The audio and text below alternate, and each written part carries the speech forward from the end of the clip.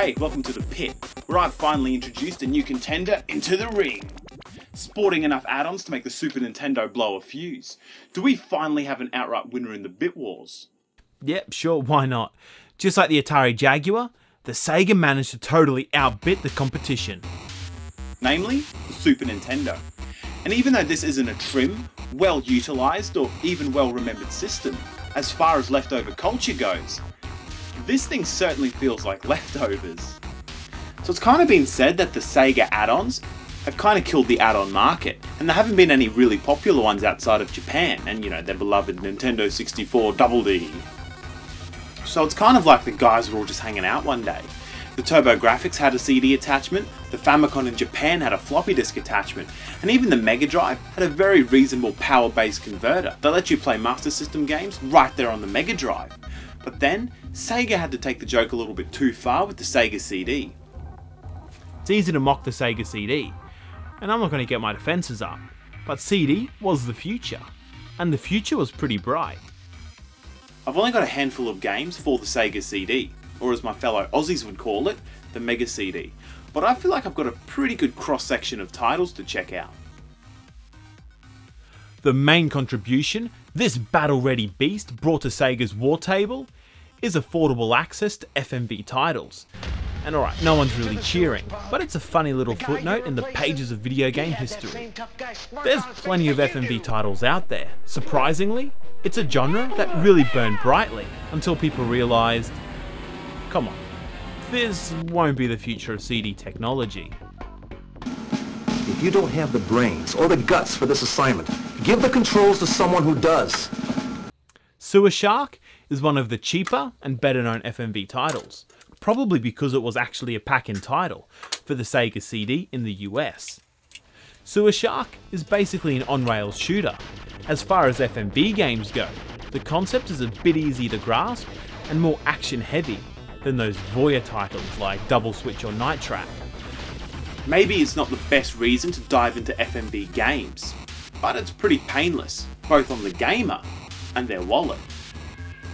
Pretty much, curiosity satisfied, I got to check out an FMV game. The Sega CD wasn't particularly an FMV powerhouse. If you want to check out some of those classic titles, maybe check them out on the PC or a different console. Thankfully, the Sega CD did have a few titles that were actually fun. There's also some really sought after RPGs and side-scrolling shooters. One title I was particularly excited about was Final Fight CD.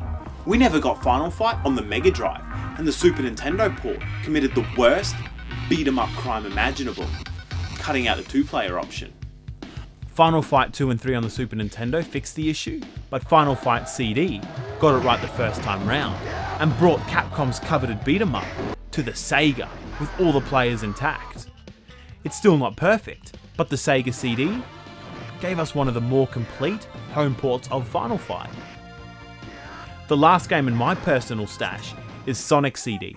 Released between Sonic 2 and Sonic 3, it's a game that actually worked towards using the Sega CD's capabilities to add a few little appropriate flourishes to the traditional Sonic gameplay. For a lot of people who are a little bit disappointed by the 3D direction Sonic games have taken, this might actually be the last classic 2D Sonic action worth checking out, and thankfully, it's getting easier than ever to get your hands on a version of the game.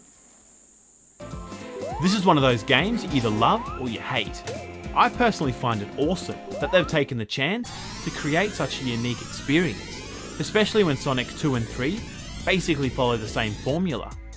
Sonic CD is one of the first black sheep of the Sonic family. Sega's Sonic the Hedgehog actually came out a bit earlier that year, taking top spot.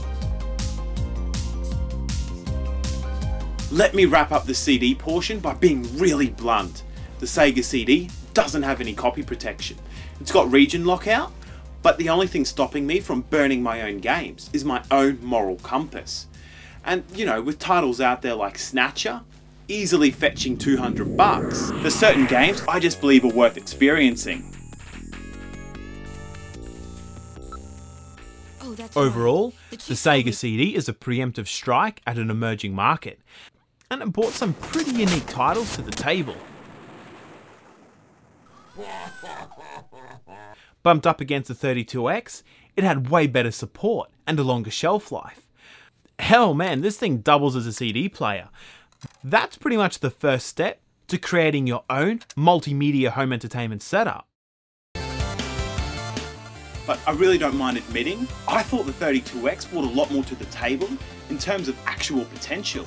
And thankfully, I've had a bit more money to invest into my 32X collection. So tune in next time, where I'll be checking out the better half of these Sega add-ons, the Sega 32X.